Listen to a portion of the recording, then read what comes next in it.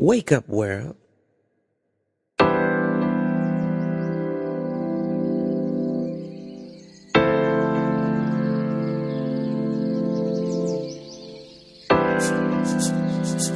At my school with the principal, the fact that it was the only book that actually have a chapter or a section dedicated to preparation and literature.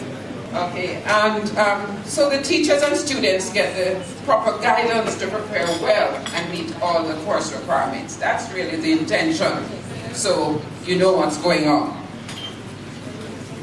All right. The text, in both texts, we try to take you to that point where you get a little taste of what is required in CAPE. Okay, we're not trying to teach CAPE at the CSEC level, but we try to give you a little taste of it, a window into CAPE. So that's one of the other things that we did. If you look carefully at the text, do you have the textbooks before you? Oh, you didn't take them along, okay. All right. But if you take a good look at the textbook, you'll notice that we start out with the objectives of the syllabus. So a student picks up this book, or the teacher picks up the book, you're going to see those objectives. Okay, so that we think was critical for us to do. And what we did was we used the objectives now to guide the writing, the summary at the end of each chapter, and that sort of thing. We also included some model questions and answers in each of them. And of course you have your CD.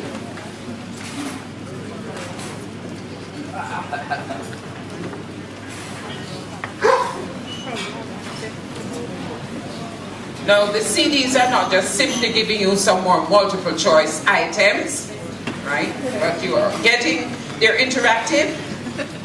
They present difficult concepts in the form of games, skits, dramas, puzzles, and so on. All right, so we want you to really get into the text, so I'm just giving you a little taste of that. Another thing that we tried to do was to deal with those terms that persons find difficult.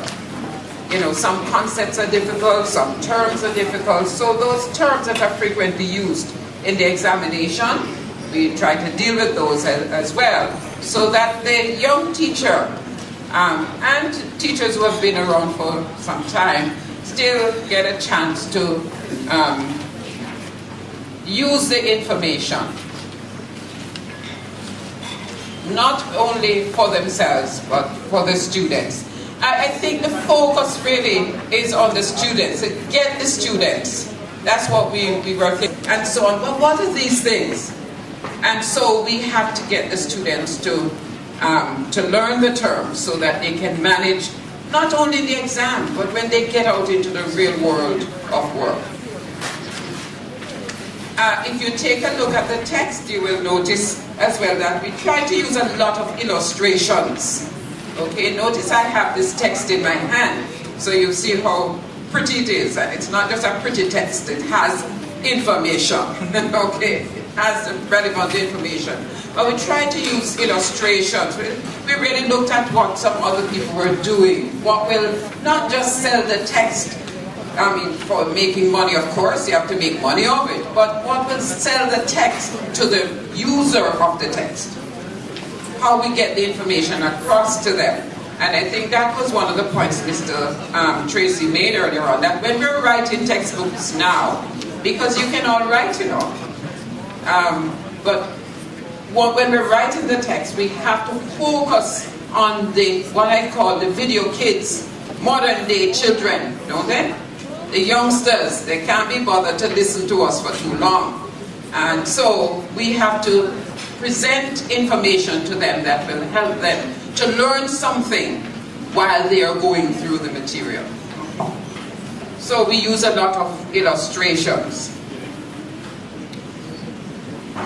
In each chapter, we have certain features, a summary of the section, right? to reinforce, a summary of terms, applying the concepts. That's something that is new. Or Jenny Anderson insisted that something like that was done. So we had to look at applying the concepts as we went along. So if you look at the text, you will see that feature.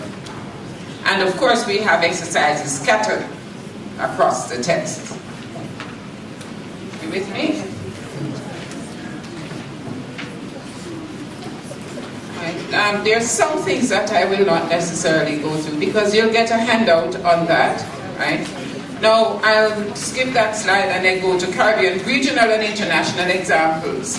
And of course we have improved these because a lot of things have changed, you know, in terms of our trade arrangements and agreements and so on. So we had to update that section. Okay, and of course you know that in both texts we have, if you've looked at them, we have the information on the exam, SBA, etc. that you can pick up. I think I want to jump a bit to the new chapter in here, establishing a business. It is so interesting because just after we finished this work, I had a major assignment to go out to see student teachers, and I saw a student teacher teaching about, you know, starting a business and what you could do, and there were so many ideas that popped out as I looked at that. I wish I could have gone back and put some of those, not that she gave those ideas, but as she struggled through, I said, my goodness, we really did something right in putting in this kind of information for the teacher, including that chapter on establishing a business. As a matter of fact, we have some information in the first chapter on establishing a business, what is a business, and so on. We have a little bit of that, but then we spent chapter 3, right? We included a lot of the information in chapter 3. So when I saw the student going through, I said, my goodness, here's another idea, here's another idea. She was talking about the vendor, and you know, and I'm saying, how could you take, we don't consider, for example, the vendor who is out there as a person who is running a business, right? So that example came up. And how do you deal with that? The vendor is running a business. Can we write a business plan for that vendor? And if you look, I watched some of those vendors, especially one lady near the entrance to UTEC. And I noticed that at times she sells candies, you know, sweets, and some other things. But I noticed at times she has that type and she has that type. What she does is she watches.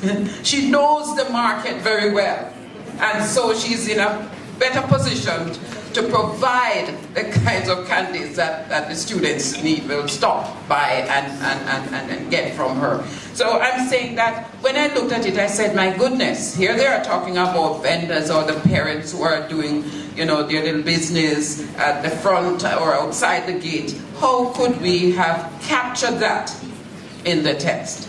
You know, going through a business plan for persons like that. Okay, so you can look at those examples. Another thing that I want to say about establishing a business is that the Ministry of Education spent quite a lot of money some time ago, a lot of financial resources on entrepreneurship. I don't know how many persons remember that.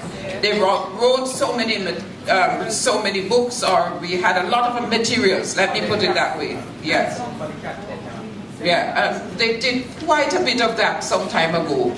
And we were, in the teachers' colleges, we were really encouraged to ensure that our students, especially our business students, go through this whole business of entrepreneurship, starting a business. And I know at UTEC what we did was we actually offered entrepreneurship as an elective. It should not have been an elective, it should have been a compulsory one, but because of the number of credits at the time, we weren't able to you know, just put it in the program like that. We would have gone over the number of credits. That would have been too burdensome. But we said, okay, we would allow the students to take it as an elective. And so a number of them did that. But we realize now that everybody needs to learn about entrepreneurship, starting a business.